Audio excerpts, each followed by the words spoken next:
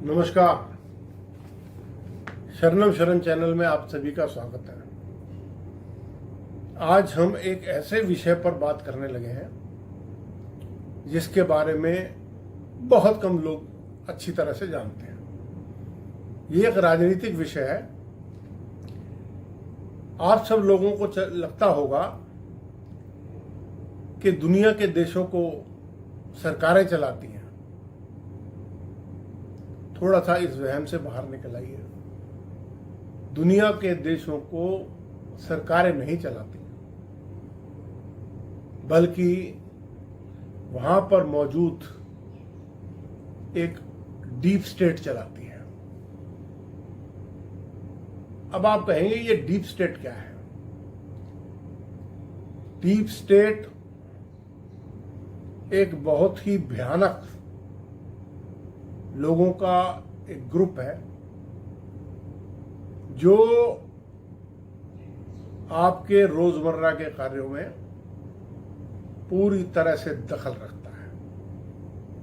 पूरे देश को वही चलाता है। इसी डीप स्टेट ने यूएस में जॉन एफ कैनेडी की हत्या कराई। यह राष्ट्रपतियों की हत्या भी कराता है। इसी डीप स्टेट ने जियाउल हक की हत्या कराई। ये हर देश में पाया जाता। सबसे ज्यादा अमेरिकी डीप स्टेट बहुत साजिश करने में लगा रहता। ट्रंप ने वादा किया था कि वो जब आएगा तो इस डीप स्टेट को खत्म कर देगा, लेकिन ऐसा करने में वो पूरी तरह से नाकामयाब हो गया। आज अमेरिका के ऊपर इस डीप स्टेट का पूरी तरह से कब्जा है। इससे पहले बाइडन, ओबामा, क्लिंटन, इन तीनों के टाइम में तो डीप स्टेट पूरी तरह से ही काबिज था। और भारत में भी 2014 से पहले डीप स्टेट बहुत ही कामयाब था। डीप स्टेट ही हिंदुस्तान को चला रहा था। फिर आप कब कहेंगे मेरे से ये डीप स्टेट है क्या? ये अलग अलग देशों में अलग अलग तरह के लोगों का ग्रुप है। ये है हथियार बेचने वालों की लॉबी, दवाइयां बेचने वालों की लॉबी है, भारी मात्रा में एग्रीकल्चर एक्सपोर्ट करने वालों की लॉबी है। ये लोग राजनीति में पूरा दखल रखते हैं और इतना दखल रखते हैं कि आप समझ नहीं सकते। ये देश की पॉलिसी को डिसाइड करते हैं। ये ट्रंप ने आखिर अब स्थिति में आकर सिर्फ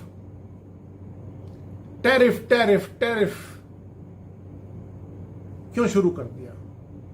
क्योंकि वहां की डीप स्टेट ये चाहती है कि उनके हथियार, उनकी दवाइयां, उनके उद्योगों से बनी चीजें, उनके एग्रीकल्चर प्रोडक्ट भारत में बिके।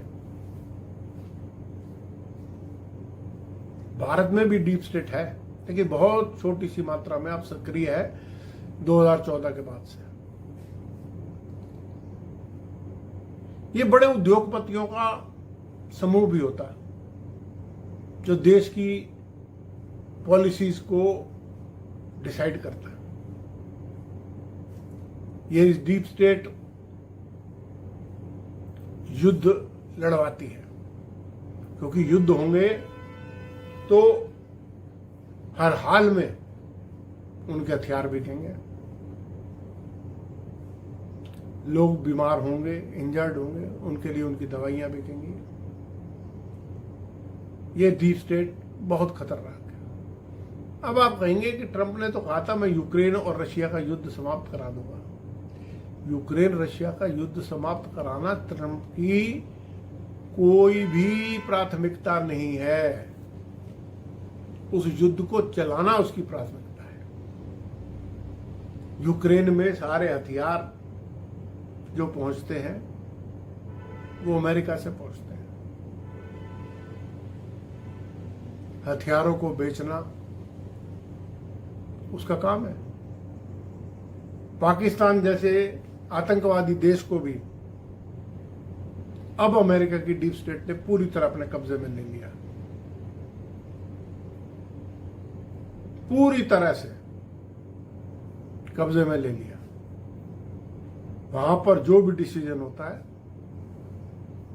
वो अमेरिकन डीप स्टेट कराती है।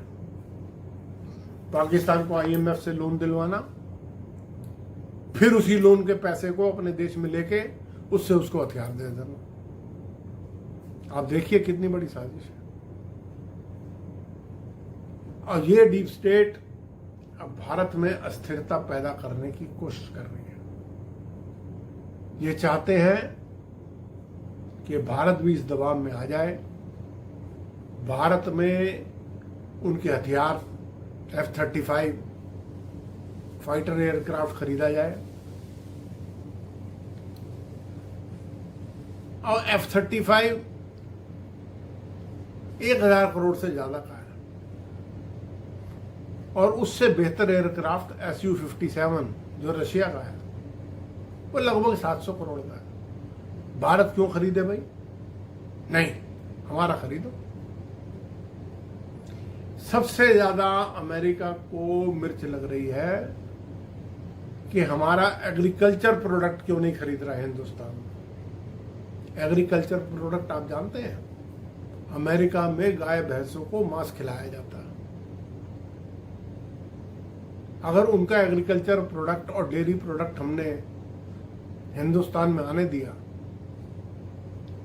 तो हमारा सबका धर्म भ्रष्ट भी होना तय है। अब ऐसी स्थिति में मोदी सरकार के पास एक ही विकल्प है कि वो इस ट्रंप की कोई भी बकवास को न सुने, अपने पैरों पर खड़े रहे, जिसके कारण ये डीप स्टेट अपना काम ना कर सके। याद रहे, मैंने अपने पिछले वीडियो में कहा था कि किसी बड़े नेता की हत्या हो सकती है। ये डीप स्टेट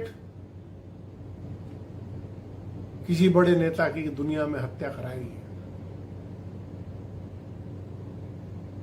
मैं अमेरिका की डीप स्टेट की बात कर रहा हूं और इसके परिणाम बहुत दूरगामी होंगे। ट्रंप की जो नीति है ये विश्व युद्ध कराने की है। ट्रंप कोई राजनीतिक व्यक्ति नहीं है, वो एक दुकानदार है। वो अपना माल बेचने के चक्कर में लगा हुआ है। वो दुनिया के विभिन्न देशों में अपना कारोबार फैलाने में लगा हुआ है। हैरानगी की बात यह है कि ट्रंप टावर 2 न्यूयॉर्क में है और 2 गुड़गांव में है। फिर भी ट्रंप इंडिया के पीछे पड़ा हुआ है, क्योंकि इंडिया ने एक बार भी नहीं माना कि भारत और पाकिस्तान के बीच का युद्ध विराम ट्रंप ने करवाया। जब तूने करवाया ही नहीं तो तुझे काय का क्रेडिट दे। लेकिन उसको नोबेल पीस प्राइज चाहिए, क्योंकि वो ओबामा को मिला था। ओबामा दूसरी पार्टी का। तो ये शख्स इस वक्त दुनिया की शांति के लिए बहुत बड़ा खतरा हो गया है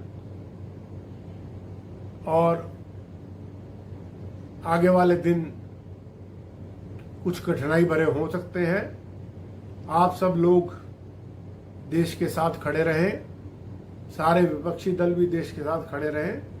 ये ट्रंप का 50% टैरिफ मेरे हिसाब से अगस्त के आखिर तक 20% से 25% के बीच में रह जाएगा। इसी के साथ इस अंक की समाप्ति करता हूँ। नमस्कार। अगर मेरा यह चैनल अच्छा लगा तो इसे सब्सक्राइब करें, लाइक करें शेयर करें। धन्यवाद।